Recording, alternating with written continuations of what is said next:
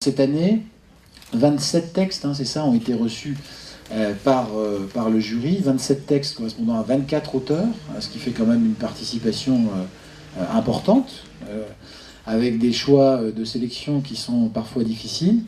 De manière générale, je crois me faire l'interprète du jury, auquel je n'ai pas participé, en disant que le souhait des membres du jury, c'est que il faut lire avant d'écrire. C'est la remarque qu'il faisait et qu'on s'est tous fait.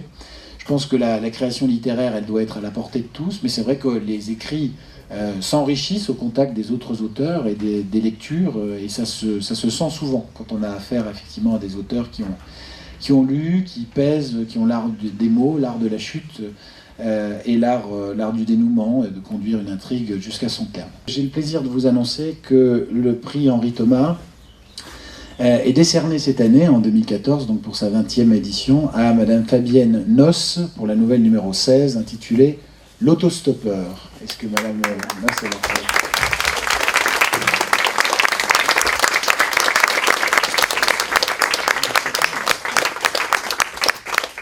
C'est votre première participation à ce prix Henri Thomas? Pour le prix Henri Thomas, oui, c'est ma première participation. Mais c'est ma deuxième participation d'écriture au niveau des nouvelles. Alors de quoi parle votre nouvelle? Eh bien, il s'agit de deux personnages, Daniel et Luc. Luc étant un autostoppeur, il se fait prendre en stop par Daniel sur l'autoroute. Et Daniel s'avère être un personnage un peu perturbé, mais ça on le découvre au cours de la nouvelle. Et pendant ce temps, la France est frappée par un serial killer. Et les soupçons à la lecture de la nouvelle se portent sur l'autostoppeur. Or, la chute démontre le contraire. Le méchant n'est pas celui qu'on croit. Voilà, tout à fait. Ça vous fait quel effet d'avoir reçu ce prix? Je suis extrêmement contente puisque quand on écrit, la meilleure des récompenses, c'est que le texte ou le roman plaise à un maximum de personnes. Donc là, d'avoir reçu ce prix, j'ai été extrêmement heureuse et surtout surprise. Ça vous donne envie de continuer à écrire? Tout à fait. D'ailleurs, je suis sur l'écriture d'un roman. Alors là, c'est tout à fait un autre genre, c'est de la fantaisie et il s'adresse à des adolescents et à des jeunes adultes. Je voudrais remercier vraiment tous les participants, des gens qui prennent le temps, le plaisir aussi d'écrire. Chaque année, c'est vraiment c'est toujours un étonnement de se dire, voilà, il y a des gens qui ont de l'imagination, écrire, c'est se livrer, c'est pas simple, et les gens le font avec beaucoup de talent, et c'est vraiment un plaisir pour nous de lire toutes les nouvelles qui arrivent. Donc, je voudrais remercier vraiment tout le monde pour ça. Parmi tous les auteurs des nouvelles, donc 24 auteurs pour 27 nouvelles, on l'a dit, il y a des jeunes et des jeunes de talent, et on a voulu les remercier aujourd'hui. En particulier Lise Romanello, je ne sais pas si elle est présente. Voilà.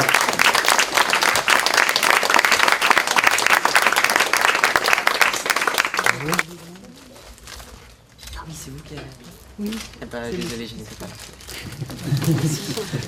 Donc il s'est avéré que le lauréat de ce trophée des 20 ans à la décision du jury et donc M. Jean-Paul Didier Laurence, qui n'est pas vraiment une surprise, pour la nouvelle TH, donc intitulée Mirage.